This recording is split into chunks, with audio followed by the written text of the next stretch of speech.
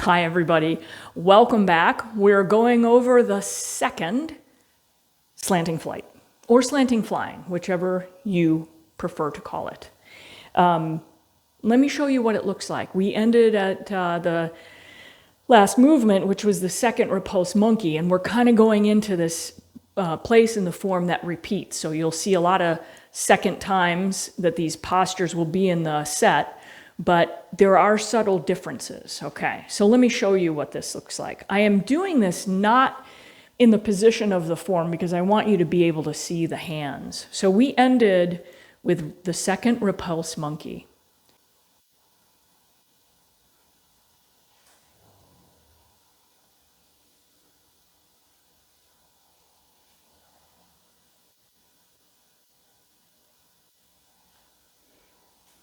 Okay, so let's take a look at the footwork.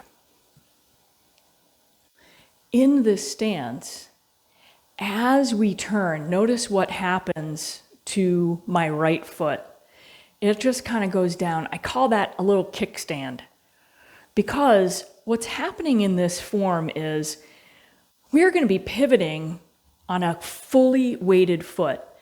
That may not be good for your knees. So as I turn, this locks me down a little bit, gives me a little bit of grounding, and then I can keep pivoting on the heel of my foot to bring that out.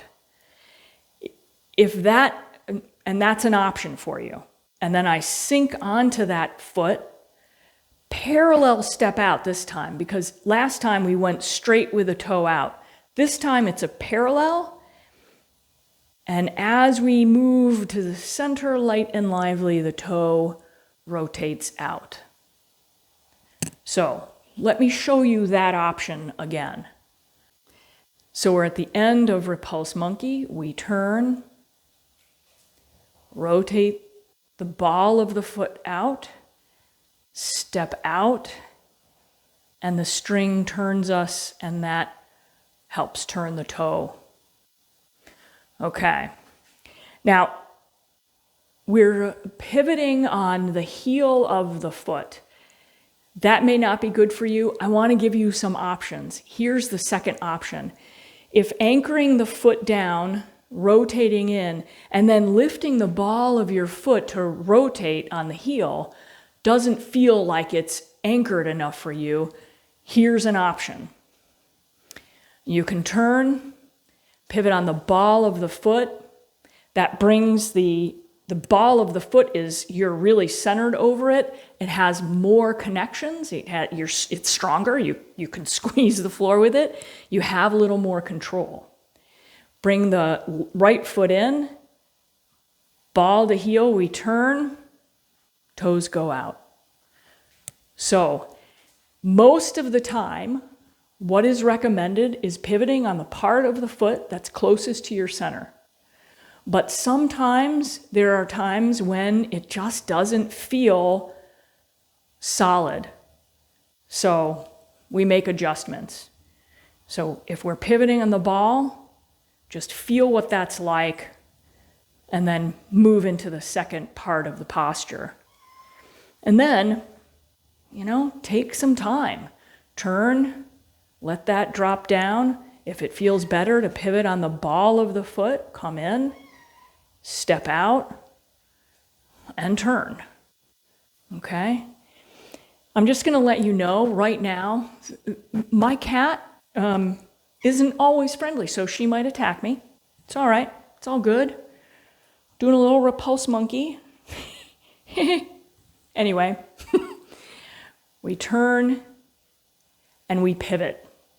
Ball or heel. Maybe neither one of those is good for you. Now we're talking. You've got to really save your knees, let's just say. Here's what I suggest you do.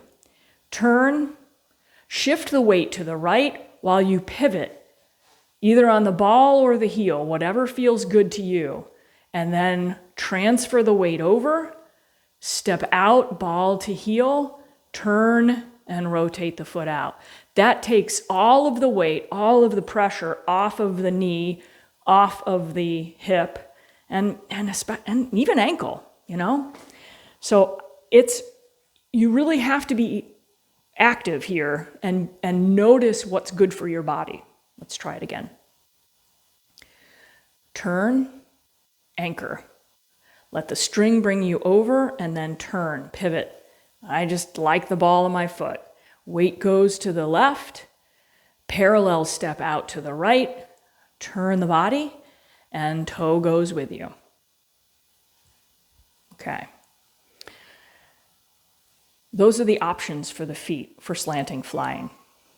Here are the hands. We ended up with repulse monkey. And what's going to happen is we're going to turn, and this right hand is going to go under the left, rotate, block down, and then as you turn the body, the hands separate. So again, turn, wait a minute, get the hands in the correct position, turn, scoop, flip them over, block down, and separate. Notice how the string, you're doing very little with this arm. The string is doing most of the work by bringing this in. You're just turning into it. It's moving a little bit, but it's subtle.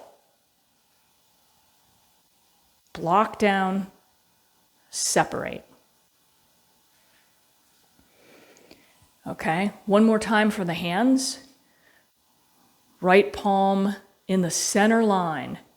We turn. Scooping under, rotating, turn, palms facing the back. You're protecting the leg, you're throwing somebody over your other leg. Okay, let's put them together. Now I'm going to do the first with the pivot on the ball of the foot. So we begin, turn, pivot, step out, block down, turn.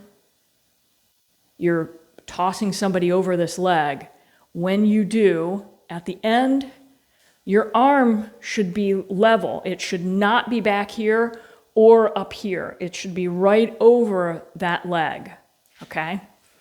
So from here, begin. Turn, I'm going to do it again. Pivot on the ball of the foot, weighted foot. Step out, block down, turn the body, and separate the hands. One more time on the ball of the foot.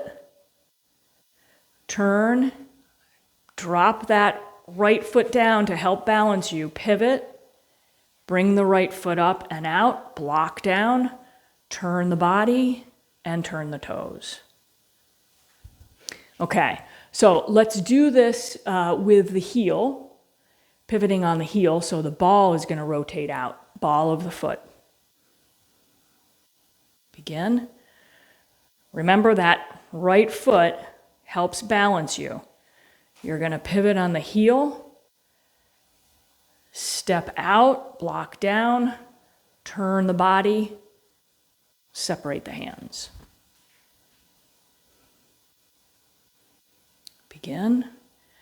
Put that right toe down. Heel pivots. Is the pivot point.